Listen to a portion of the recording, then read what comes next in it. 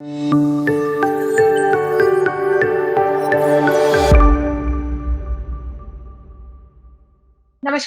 Welcome to Discourses Shaping Bharata, a book discussion series presented by Bharata First. We are pleased to inform you that Bharata First has completed 2 months of its existence, and we are growing each day in our mission to inform, educate, and empower the youth of this country. Our shows aim to create a symphony between Bharat's glorious past and the nearing future, giving young minds a platform to express their ideas and thoughts for the Bharat they aspire to build. Our speaker today, Mr. Arun Maira, has written extensively about India's growth trajectory from a Bolly world of glamour and tragedy to the India rising growth story. He borrows extensively from economists, policymakers, and thought leaders across the world to answer questions about equitable capitalism, deep democracy, and resilient sustainable systems thinking. Sir is a consultant, mentor, and thought leader, and has worked extensively at the intersection of the private, public, and social sectors. He was a member of India's Planning Commission from 2009 to 14, before which he was the chairman of the Boston Consultancy Group India and has also previously worked with the Tata Group in India for over 25 years. Presently, he is the chairman of Helpage International and an advisor to several civil society networks. Let me start this conversation by extending my gratitude to you, sir, for your support and your time to our initiative. Thank you so much, Shriya. I was so intrigued and then quite excited by this idea of the Bharata network that you're creating of young Indians connecting with their own aspirations, wanting to make their own lives and the lives of other people in India much better than they presently are. So thank you for inviting me to this conversation with young people of our country, how they could be the catalysts for change to transform our country. It's an absolute pleasure, sir. And I'm so excited that we're having this conversation about your recent book, which is A Billion Fireflies Critical Conversations to Shape a New Post Pandemic World. And I think this is a very important conversation for us to have at a time when we're debating two crucial fundamental questions, I guess. The first is, how did we get here? And the second is, what will it take to build back better? And I hope that the conversation that we're going to have today will help all of us to unpack some of the larger concepts like growth, development, systems thinking, and also governance. So, without further ado, sir, I'll ask you my first question, which is that a lot is being written about the structural failure of our socio-economic system, which is translated into this dual crisis of condition that you mentioned in your book, which is of condition where change is necessary for survival as well as aspiration, where we're talking about changing institutions and narratives which fundamentally shape those institutions. So, my question to you is, what will it take to redesign our response and build systems that enable and empower freedoms for a dignified life? Thank you. Such a lovely opening question because you put the points on the table right away. We want to be something, something that we are not right now. But to become that something, we have to start where we are now. So we must care very much for the new world that we want to create and be part of. We must have an aspiration which deeply tugs us. We want to be that. We want to get there. A goal that inspires us to do difficult things, because to change, we'll have to do difficult things. The second part is we've got to be very honest about where we are now and what we are now. Any journey on a map, as you know, you look at a Google map, you say first, where are you? And unless you tell me precisely where you are, I can't tell you how to go to where you want to go. So there are 2 points that must be very clear when you are planning the journey of transformation. One, like I said, is a shared goal, a shared aspiration of all the travelers who together have to get there. That means a whole 1.3 billion Indians of different ages doing things that are appropriate for them to do with the resources they have or the stage of their life, are taking a journey of transformation for transforming the world around themselves. That's the point up there. It's an aspirational place we want to reach. But the other point is very clear. We've got to be quite honest about our present reality. We've got to have our feet firmly on the ground. And that is where these conversations that we sometimes are having, unfortunately, I'm saying, that, who says that things are bad here? Do you know how good things were 2000 years ago, 4000 years ago? And I say, they were then. The point is, what are things like now? And unless you face up to the present reality, you won't know what you have to change even to arrive at where you want to reach the aspiration. So the connection between, I'm calling them two crises. One of them is a crisis of aspiration. You sense and feel, it creates a sense of crisis in you. I want to be there. The other is the condition around you creates a crisis and you don't want to be here either. And you got to be honest about both the crises, and there are different types of crises. The crisis of aspiration is to become something.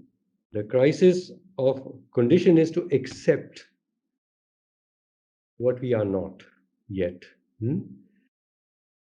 And I feel that the honest conversations that we need to have, the critical conversations that I say we need to have much more and much more honestly during this COVID pandemic, and in India most of all, is an honesty of the inability of ourselves and our institutions to deliver equitable growth, to deliver public care, to deliver compassion to all the citizens of India. Let's accept it.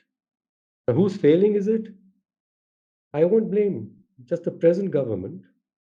It is for the last 70 years. And let me say, it is a story for 1,000 years. The evolution hasn't enabled us to reach a better place than the one we are in. Let's be honest about it, not blame each other. We've got to cooperate. For what? For an aspiration that we must all share. We want to be a country like that. So that's the essence of the journey we have to take now. And we haven't taken such a journey, if I might say. As I said, we've been talking superficially about our growth is so much and the growth number could be higher, why is it lower, who's at fault, etc. Absolutely. So I think that's a really important point that you're making about this trajectory of failures that I think we've been ignoring. And now suddenly this COVID crisis has exposed not just ourselves, but also the systems at place and the vulnerability of all of us, the in interaction with those systems. So you've also written very crucially about the economies of scale and what is our obsession with the economies of scales. So have you missed out on the potential for what you call the economy of scope? And you also speak about there is this whole virus of indifference that we need to talk about. So my question to you is that why is it important, to rethink the economic fundamentals of things like efficiency, productivity, and scale as we are attempting to build back better? Shreya, there are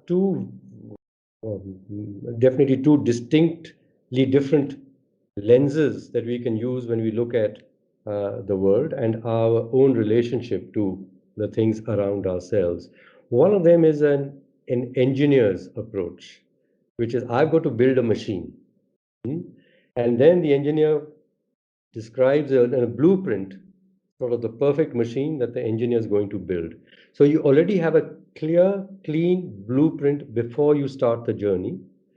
And then all the parts are specified very clearly because those parts have to fit into this perfect design that you have got put down as a blueprint in your mind or on paper. It's like the policy blueprint.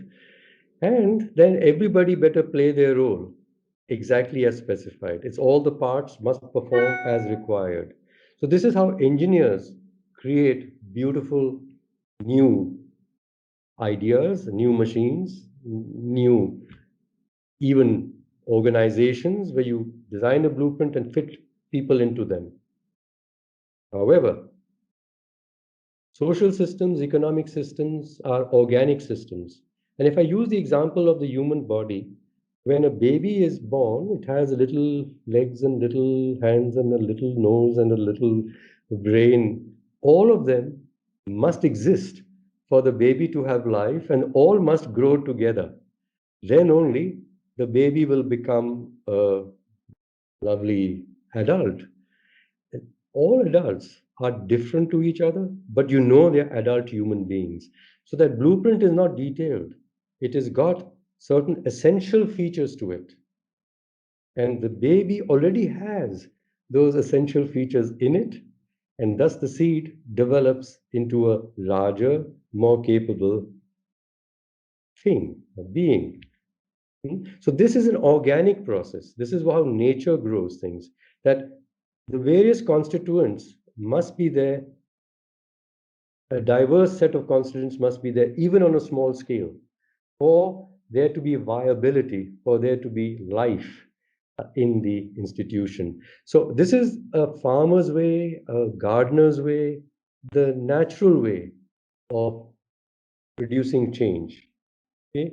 The gardener doesn't pull the seed or the shoot out of the seed out of the ground.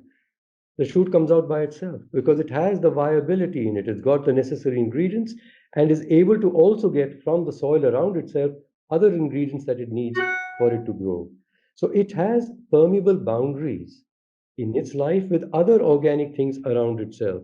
Whereas in an engineer's model, you bound the creation that you're going to make and you are shutting it off in your mind from things around itself. And economists have been for too long now, for the last 100 years, when the economic science has developed, been treating economies and societies as machines that you can design every part of it. And then, as an economist would say, I can find the levers, the one lever, like it's the interest rate, or nowadays it's the carbon price. If I tweak that lever, then this machine is going to change its performance. It's like the one instrument on the car, the steering wheel. Maybe I turn it, or the lever, I turn it, and this big car, the big machine responds to my desires. Nature, societies, economies are not machines. They're organic systems in which there are many, many different diverse institutions, different diverse capabilities, different human beings with different aspirations. They together have to create the change. So change cannot be managed in the way policies have been told to be made to policymakers by economists. They sort of present a view of the economy, inputs, outputs required, and say, need more of these inputs, and or you tweak this number, as I said here, and everything will fall into place thereafter. So just like physics, which is my discipline, I went and did a master's in physics, went through a paradigm shift 100 years ago, when with Einstein, who was at that turning point in physics, before which was Newton. Newton's mechanics saw the world as a machine, nature as a machine. There were objects and parts which are attracted to each other through some gravity. Each part had its own constitution, and that's what you try to study, nature as a machine. And Einstein came about and talked about general relativity, where he said that it's more fuzzy than all this. In fact, depending on your own position, you will see the world differently. In fact, depending on how fast you're traveling, time might also slow down around you. So there's nothing absolute, it's all relative to each other. And around the same time came Planck, Max Planck, who said, well, the things like radiation, and by the way, he said, light is also particles. Now, this is confusing the other way. All this time, we said there are things like light, which are waves, and there are things Newton said, which are particles. He said, well, things are neither particle nor waves, and depends on your perspective what they are. And then came quantum mechanics, which said, well, if you try to measure something too precisely with respect to one thing, you can't measure anything else about it. And this is the economist's problem. They want to measure, say, GDP very accurately, and they don't see how their pursuit of GDP is impacting the environment and the quality of equity in society, which they're not measuring even at all. So change policy making from science and mechanics to an organic discipline. The policymaker is inside the system. He is not outside directing this machine, which what engineers do. They're outside the machine they design. The policymakers are within that same system, and as they do things to the system changes and influences them too. Changes or should change their way of thinking. So you're growing and learning as the system is also learning and growing. So we needing a shift, a very fundamental shift in the paradigm of the relationship between the policymakers and the economists with the system that they're trying to change, and also the way they see that system. It's not a machine. Now, just to pick up from that point itself, you also speak about how policy makers, we don't need experts now anymore. We need deep listeners. And we need people who can fundamentally break out of the comfortable ideological silos that all of us are placed within. So, why do you think that is important? And if not experts, then what is the new phase of leadership that we're looking at? Yeah, you asked policymakers what must change, and I've been saying, and you mentioned it about listening. And how did I get to learn this? When I was invited by the Prime Minister, Dr. Manmohan Singh, to join the Planning Commission out of the blue. I mean, I'm not an economist. I never worked in government, so I thought he'd made a mistake. I said, "Sir, I can saw him. That I'm so honored to be invited to serve the country at a high level." But I'm Arun, Maira, Maira, so maybe you were thinking of someone else because so I'm not an economist. And this is an honest conversation. I'm not an economist and I never worked in government. And he said, that is why I want you, because we have to think out of the box. We've got plenty of great economists in the country, and we've got a very strong civil service, a lot of government in the country. But we are not getting it right. Just look, we are falling behind our own aspirations of lifting people out of poverty, of reducing inequality, and falling behind so many other countries in the world, including poorer countries than us in sub-Saharan Africa. Even our neighbor Bangladesh seems to be progressing faster than we are. So we got to get out of thinking like economists and thinking like how governments are run. So that's why you must come. Now I joined the Planning Commission, and my young grandson, who was then 7 years old, he lives in America, he was born there, and he came to visit. So I thought I'd drive him around and show him his country in Delhi, and he saw beggars on the streets. And he was shocked because where he was living, there were no beggars around. There was poverty. America says there's poverty, but not this sort of poverty. So he was shocked that people had to eat on the streets, cook on the streets, sleep on the streets. And he asked, he says, why? So he understood that this system was not providing, India was not providing many of its people, even the basic things they needed. He asked then very soon after that, when he saw lots more beggars in some other place as we went, and he said, what is the government doing about this? Just counting daisies? Now he was an articulate young 7-year-old, counting daisies, interesting expression. And I said, what do you mean? He said, but look at the number of poor people. They seem to be even more than when I came last time. What is the government doing about it?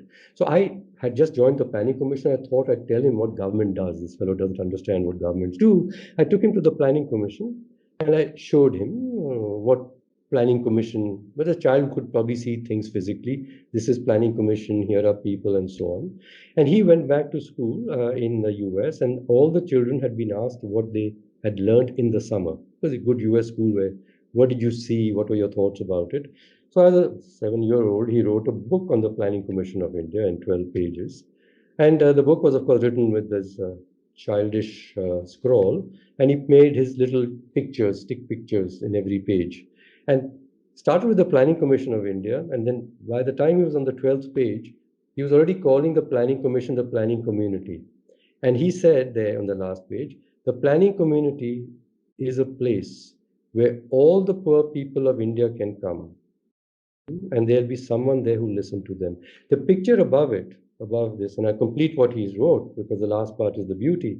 The picture above it was of a room, a largish room, square, in which there was a large table and a big guy behind it, maybe his Dadaji, sitting there. And across was this stick man, a very thin person, stick man. And the story goes on. The planning community is a place where all the poor people of India can come, and there'll be someone there who will listen to them. And then they will not be poor anymore. Now, there's a point here. One is when you listen to somebody, you give them respect. Whatever be their point of view, it is their point of view. When they are full human beings like all of us are, so as they see things, we must respect that what they've seen is important from their perspective. And don't dismiss it to say, you just talk about silly little things, and I know the big important things. That's one. And by giving them respect, you learn actually what's happening in the system. So for learning, you got to listen to people who don't think like yourself. And experts in the world are taught to go up into their PhDs and then beyond to know more and more about less and less.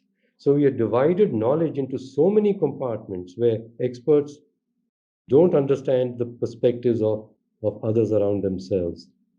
And so we got doctors and specialists telling us what we should do to make ourselves safe. Hmm? So the first piece of advice given very strongly is that please shut yourself in and shut yourself off from others because this virus transmits through the air. Hmm? Transmits through the air. The other thing that the medical profession and the pharmaceutical industry have been working on is very hard and very fast is producing vaccines. It requires a lot of technology, a lot of research. But look, when they want to release the vaccines for use, they've been so careful about let's test it on larger segments of populations, let's test it on different segments of demographics, but we want to be sure that there aren't any unintended consequences of a very good medical solution. But what did they do with the lockdown? They just imposed it without understanding the second order consequences of that lockdown on other aspects of people's well being, on the economy, on supply chains, on availability of medicines, even, which the doctors themselves need to treat the patients who are having infected by the COVID. So there wasn't a systems view, and medical doctors understand medical problems. Economists understand economy problems. So you found the conflict coming between economists and the medical profession, saying, please open up the economy, otherwise people will not be able to earn. And if they don't earn, then they won't be able to buy the food and afford the medicine. So they're connected together in the system. But it's been like that the economists, when they tell the politicians who also care about and have to care about all-round well-being, that please don't lock down so hard, then we said, oh, Mr. Trump doesn't listen to the medical experts, and he should have listened harder to them. Okay? And we come to India also, we forced the most tough lockdown in the world. Our Prime Minister accepted medical advice and said lockdown is the solution. We had the toughest lockdown in the world. We were credited by being the most disciplined political leaders in imposing the harsh medicine required. But look what happened. We affected people's lives in so many other ways that more people died from being imposed into a lockdown than they were dying from the virus in India. And thus people lost trust in India in politicians and have been losing trust in medical experts. And that's why all the confusion to say, well, the medical expert says, take this medicine, don't take it. They may be wrong. The medical experts are saying take vaccinations. There may be unintended consequences which we don't know about. So we are beginning to doubt expertise at the time when we need experts. And the fault, I say, is the experts are not listening to each other to understand how they are also small parts of rather complex systems, and they need to listen to experts in other disciplines. Experts in the social sciences don't understand each other. The people who are in economics think that the people who are talking about anthropology live in another wrong world, an unscientific world. They talk different jargons, they don't respect each other, they have their own communities in which they listen to each other. So economists are in their own bubble, debating economics amongst themselves, and possibly other social science disciplines are amongst themselves and recognizing only their own people and in their journals and saying these are the best experts. So we're building up better and better experts and less. And who's suffering? The people are suffering.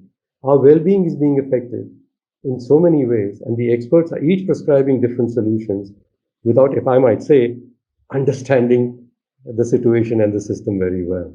So listening to people, what my grandson taught me, please listen to the people for whose sake you say you're trying to create solutions. Please listen to them. And also please listen to each other. So in the planning commission, you've got, divisions for industry, a division for women and childcare, a division for health, a division for education, all in their silos. Not even walking across the corridor to ask the others, what are you working on? So The I list. think your grandson has really simplified a lot of things for us. This whole perspective from a commission to a community. I think that ideological space itself solves a lot of the problems. But so my question to you really is that, sir, I think you seem to be suggesting that the response really has to be, of course, it has to be innovative, but also rooted and accessible. So I'm also going to talk to you about local leadership. Why is it important for us to be pushing for local leadership solutions and local prosperity solutions? And what role can, let's say, community leaders or social movements play, in conceptualizing solutions for the kind of complexities we are dealing with?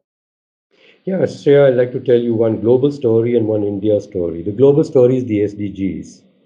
Okay, a few years ago, all the countries of the world woke up to say our environmental problems are getting completely out of hand. We as a species may not be able to exist if we don't manage the consequences of our very smart technological progress and our GDP growth, killing the very system that is giving us life.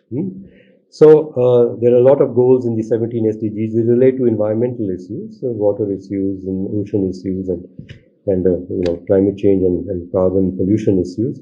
And we realized also that we are not enabling everyone to have an equal right to life and an equal opportunity to live in a dignified way. So the social side, the inequity, the poverties, inequalities, all these are parts of other goals. So we've got here a set of 17 goals, and the first 16 of them are talking about, well, in different ways, economic matters, society matters, environmental matters. And then the 17th goal says partnerships. The 17th goal says unless we have partnerships, none of the other 16 goals are going to be achieved. And because the 16 goals affect each other, as I said, the environmental conditions affect the economy, and how you manage the economy affects the environment, and how you manage the economy affects equality, inequality. So they all inform each other. So the partnerships are required not merely between an NGO and an expert and a government and a corporation with respect to environmental goals, and a partnership required between an NGO and a government and a business with respect to, let me say, economic goals or livelihood goals. It's required between these silos also. You need the environmental people to be partnering with uh, the social side people and with the economy side people and all. Now, there are all these variables, and the world is very different in different places. All these 17 things exist in different forms in different parts of the world. Kerala has got environmental issues, Kerala's got economic issues, Kerala's got social issues. New York has environmental issues, New York has got social issues, New York has got economic issues. Certainly, the solutions for New York cannot be the system solution for Kerala. The solution for Kerala cannot be the solution for Rajasthan. The environments are very different, societies are different, and so on. So all these forces come together in particular ways in localities. And if we want to, as we must, improve the system all around, not just one thing, but all things together, then the people locally, they understand all these facets. They have to be the centers of change. They have to be the agents for improving the world around themselves. Okay, and every place will have different solutions. There'll be leaders required everywhere. There'll be community actions required everywhere. Local communities acting everywhere. And by communities, I can change the scale also. One is, yes, around the village. One is around Dharavi, and a different one around Nepean Sea Road and Colaba, because the conditions are different. But then Bombay is all these systems together and things float between them. So at a higher level, feeling that we are sub-communities, part of a larger community. So what are the things that we need to address together for the sake of enabling all our communities to find their own solutions and be able to implement them? So the solutions must be local, and the systems above them must help the locals to be able to find and implement their own solutions and to provide to them things which are best done centrally. We're coming back to economies of scale and economies of scope. The local is exercising and developing economies with scope in them, variety in them, diversity in them. Above that, let's use the example of the vaccines. Every community has to administer vaccines, but who should get them first and how to make sure that they get them safely is a community decision because they understand their conditions. Okay, but to enable them to get vaccines at low cost, which are produced, centrally by some large producers, that centrally, if you combine the purchasing, you will be able to get the best price and the best deliveries. Now, haven't we seen this happen? That the large countries which had large budgets were able to commandeer the vaccines and the poorer countries could not. Now, if we as a poorer country do not consolidate our buying to have at least that much heft, we are making ourselves weaker. So for vaccine buying, which must be done negotiating with people who are concentrating their scale, we must organize ourselves into scale and to buy. But after that, don't tell people who to give the vaccine to and when to give it and where to give it. The local communities will figure out the best way where to give it safely, conveniently, and when to do it also. Okay? So this is where the levels above must provide what they can best do and not try and do what the locals can do much better than they can. So this is a combination of how you find the places where decisions which enable the economies of scale to be arrived at are taken and leave to the people those decisions which they can best take because they can understand and manage a diverse system with a variety, a scope in it of resources to work together. So the architecture of global governance must change. And I'm coming to the conclusion for the globe that the solution for implementing the SDGs is local system solutions collaboratively implemented by communities. That is the way to solve these big global systemic problems of environment, of inequity, etc. Those are big global systemic problems that the SDGs have named, and we will not be able to achieve them. Time is running out unless we change the paradigm of the nature of the solution. We think that big problems require centralization to solve, but the nature of the problem is important. This is a complex systems problem, and complex systems problems are dealt with best, as I said, in the places where the parts of the system come together in their particular ways in local communities. The world is not a machine where a central designer can design it and then give instructions to the parts to do, what he wants or she wants the parts to do. So change the paradigm. Coming back to India and about leadership everywhere. When I came back from the United States where I was consulting in organization learning to large organizations and to networks and to government people, I found, my own country, which I'd left for just 10 years, the despondency in many people in the country that though the economy was growing and we were shining, as they said, and the growth rates, GDP growth rates were higher, the amount of poverty around the country wasn't reducing actually. We were talking of numbers and saying that the local poverty line says so many people are less below poverty. But the evidence that there were poor people around was not there. Like my grandson said, counting daisies. We were busy counting numbers. But you could see that actually behind the numbers are real people and they're still there and more are there actually. So we said we have to change how India is going about transforming itself. And when you talk about transformation, obviously always the thing comes, what sort of leaders do you need? Because you think that big things to be done, big leaders required. So a lot of Indians gathered together completely voluntarily because they cared for their country and said, I happen to be there was a person who happened to be the chief vigilance commissioner. He said, I'm coming in my personal capacity because I care for the country. I've been a chief secretary of a government and now the chief vigilance commissioner of the government of India. There's someone who said, look, I am the chair of a commission in economics, but I'm coming in my personal capacity. And thus in their personal capacities, we had women farmers from Rajasthan, women weavers from Karnataka, we had school children from the streets of Delhi, who were by Salam Balak Trust being put into schools during the daytime and in the orphanage at night. And we had teachers of schools and so on. So diversity of Indians with different perspectives began to understand their reality. The first thing was what is going on around us. As I said, you must understand honestly what is going on around us. By listening to each other, we began to understand the shape of India in which India was. And from that, we also began to hear stories of change. That India was trying to manage change, had been trying to manage change by big experts on the top in planning commissions, devising solutions and then implementation plans with budgets given to the people. So the image that we came to draw representing this model of change was buffaloes wallowing in a pond, big experts together in a pond, and trying to figure out agreements amongst themselves, whereas the children are waiting outside the pond to say, हमको तो पानी चाहिए, तो आप निकलो ना तो हमको पानी भी मिल जाएगा. You are, you know, enjoying all the goodies that are available yourselves, this water in the pond, but please find a solution for us and get out. So this solution of top-down expert solutions wasn't working. The second, we had let loose regulations and said, let's open up the economy and let opportunities come. And then, there'll be more entrepreneurship and more growth. The sort of capitalist model of growth after our 1991 reforms. And the picture of that was, yes, the growth was going up and many people were becoming richer and richer. But as I said, many were getting a little richer, but many weren't getting richer at all. And the gaps between those who were getting richer at the bottom and those who were getting richer at the top was increasing. So the picture drawn was of peacocks strutting. We had thrown grain in the courtyard for birds to have grains, and we thought it was the grains for the sparrow who need it the most of all.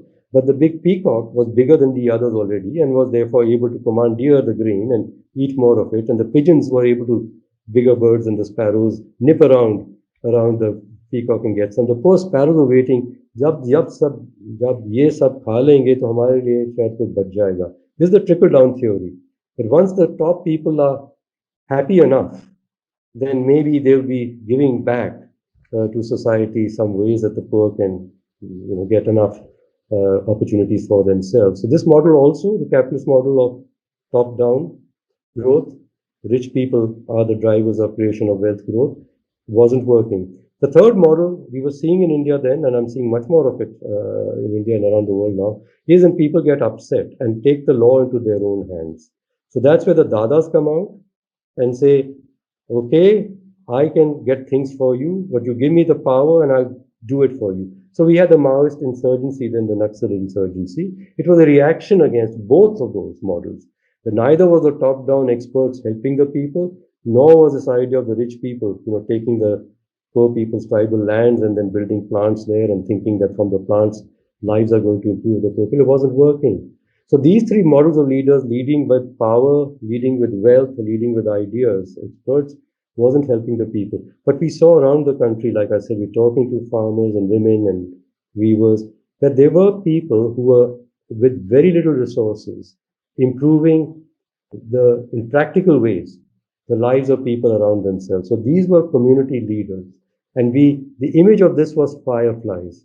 We said India needs to be a country which relies on the firefly model of leadership, the firefly model of transformation. Right? And we want to, that time our expression was a million fireflies. I wrote the book now, this is 20 years later, and the title of the book is A Billion Fireflies, because we are over a billion already.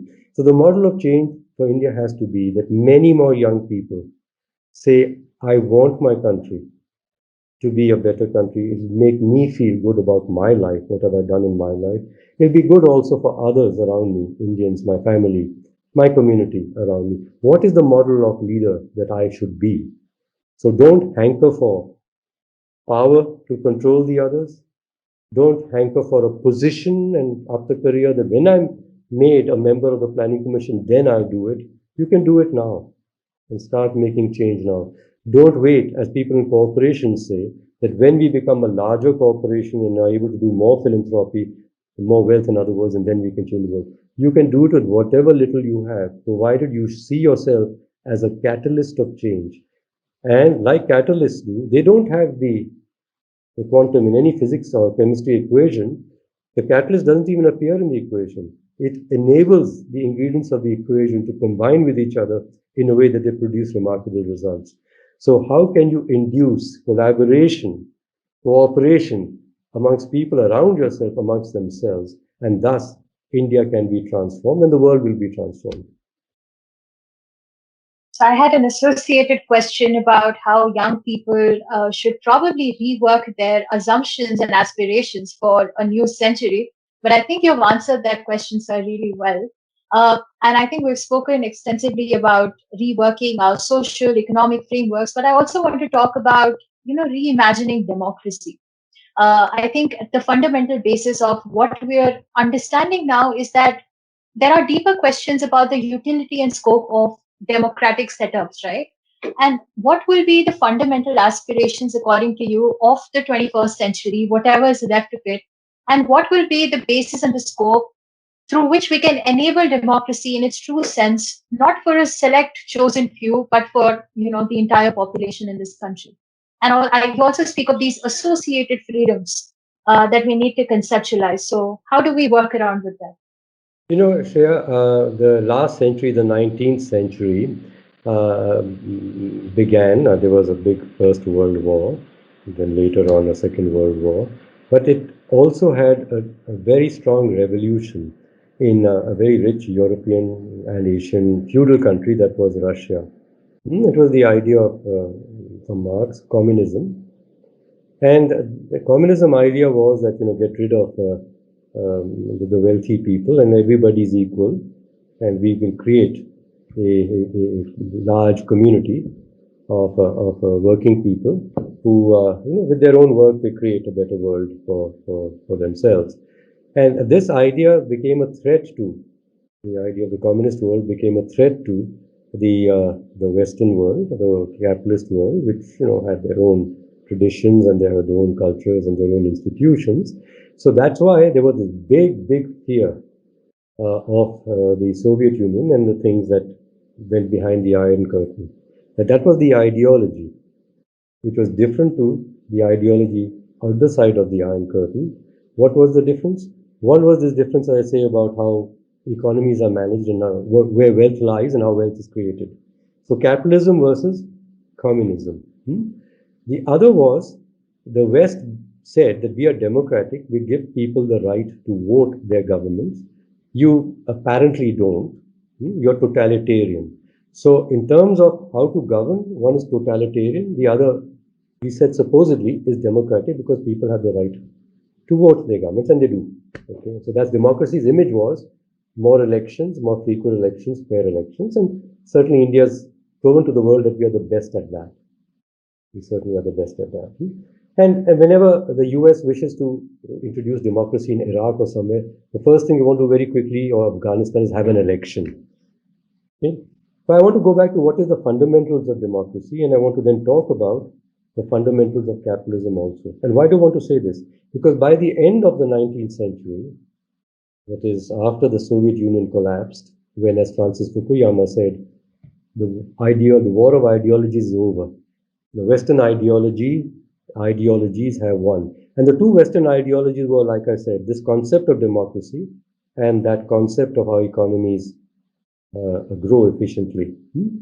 Well, these two ideologies of the West are clashing with each other. The people are saying, even in the US, that, this capitalism isn't democratic. The poor people, the middle class, is not participating in how decisions are actually taken. What should be health systems in the US, for example, and elsewhere too, that we need to be participants in the decision making. It doesn't matter if we got elections. The elections are throwing out the same crowd. They get money from the lobbies and elections are costly and so. So the democracy is not really democratic. So what is democracy even according to the US Constitution? It is government of the people, for the people, by the people. Now a government of the people, you can say, is elected by the people, so it's a government of the people. Then we found that governments are not accountable to the people, it's supposed to be for. So they used to talk about transparency and the right to information and scorecards of telling the people how well you've done. And of course, politicians need to be better at this, otherwise they won't get elected. So that's the first two parts: government of the people through elections, government for the people in terms of accounting to the people. But the essence is government by the people. The people want to take the decisions or be participants in the decisions that affect their lives. And you can't do it at a national scale. You can do it with respect to the things around yourself. So local self-governance is the essence of democracy, where people participate in the decisions which affect their lives. Now, of course, in the US, the early democracy, as was found by Tocqueville, was, like he said, the town hall meetings in New England, where all the citizens got together about the local street lights and the local school and so on. And of course, in our Indian constitution, we have said, as Gandhiji said, the villages must govern themselves. But we have just run to running democracy to have more elections up there. And as I said, more experts and commissions up there. And the people say, A, you don't understand. And B, we are sensing you don't even care. Please give us the ability and the right to govern ourselves. So the third part of democracy is missing, which is the genuine democracy. I come to the capitalism, as I said, that has also failed. Now, businesses have been talking about, oh, we should care for society and the environment.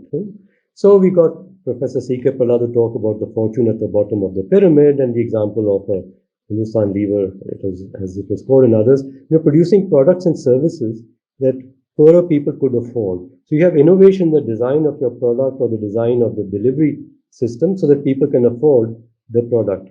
So they pay for the product. Who's making the profit though? The shareholders of the company. So the profit is not being made by the people. They have become customers to you for your innovations. And why is it that they're not able to buy the more expensive products that you can sell in other countries? Because they don't have incomes. Why don't they have incomes?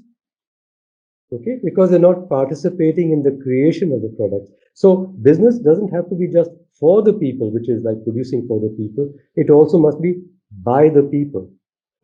So yes, I can have people participating in creating more, and in India, having more business models which employ more people rather than using capital to put more machines and robots into the system. Use more people because they'll have more income. There will be a larger market for everyone in India, and earning for themselves better. But still, it doesn't solve the power problem. The decisions about what should be done in this enterprise, how much weight should be paid, what should be invested in, is being taken by whom? To the people to whom this profit and the wealth accumulates. So the governance is again with investors in through markets in Wall Street or in Bombay or wherever, and they're quite remote. They don't even know what the enterprise has done. The enterprise have become tickers on the stock market with some symbol. Many of them invest through these fast funds who invest in microseconds. So if you ask some investor, where is your money invested, he may not even know where at that point of time it's invested. So how can these people, as just pure investors, capitalists, even care for the conditions of the people? So we have to change the design of capitalist institutions where the governance is more distributed and more power in the governance amongst all the participants in that corporation, the customers, of course, but even all the workers and the suppliers together create the wealth. They must take the decisions of how this wealth is going to be used, and they must accumulate the wealth for themselves. Because as Gandhiji said, unless you are have a little wealth, you're not respected. It's a natural law. Okay, that is why the peacocks come. They have more wealth, so we say, my goodness, they must be very smart people, right? And so they don't respect, and we don't respect ourselves because we're not wealthy like they are. So you come down to let people start accumulating wealth themselves from their own work. So Gandhiji's model, I'm using Gandhiji as just a small metaphor here because many people have been saying this. Alina Ostrom as an economist, Schumacher, small is beautiful, all after Gandhiji, these people, but many before, Tolstoy being another one before that, saying, please let the workers be the owners and decision makers of the enterprise. And this is what communism got wrong. The decisions were not being taken by the people. They were again being taken by bureaucrats who took the surpluses into planners up there who then said, we'll decide where this money is going to be used. So local self-governance, even in the business enterprise, just like local self-governance on the democratic social enterprise. So this is the challenge of for India and for the world in this 21st century is a new forms of institution built on the ideology that decision rights belong to every human being, whereas the capitalist system says who owns larger amount of the property must have. It's fair, a larger say on how the property is used. So in the capitalist system, $1 gives you one vote.